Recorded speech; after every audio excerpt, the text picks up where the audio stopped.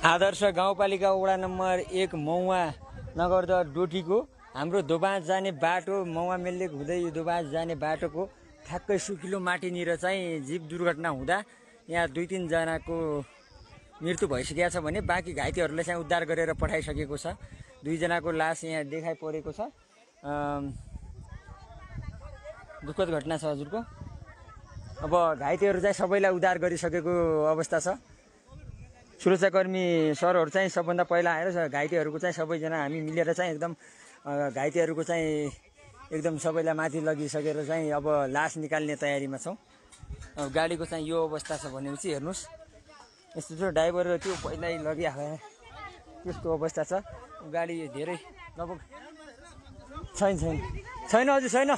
भित्रबाट निकाले आयो एउटा आइमाईको 2टा खुट्टो भाँचिएर पुरै निकाल्ला नि त्यही हो। अनि हामी भन्दाखेरि चाहिँ अब गाडीको चाहिँ यस्तो अवस्था छ। लगभग 200 मिटर तल लगभग 200 मिटर भन्दा पनि बढी होला। 200 मिटर भन्दा पनि बढी चाहिँ तल जीव खसेको अवस्था छ। घाइतेहरू लगभग जिगमा मिनिमम हाम्रो अनुमान अनुसार 7-8 जना रहेको र 2 जनाको मृत्यु भइसकेको छ भने घटनास्थलमै। अब बाँकी घाइतेहरू 6-7 जनालाई चाहिँ उद्धार गर्छ। तलबाट ल्याइसक्यो उहाँ माथि गाडी लैग्यो त।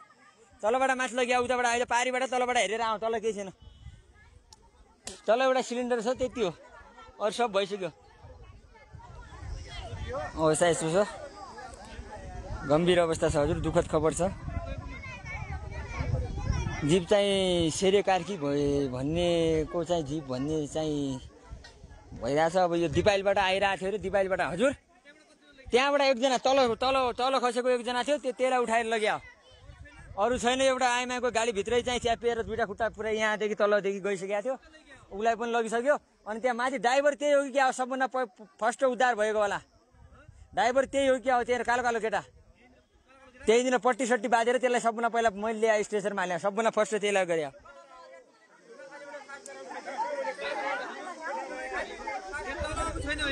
नै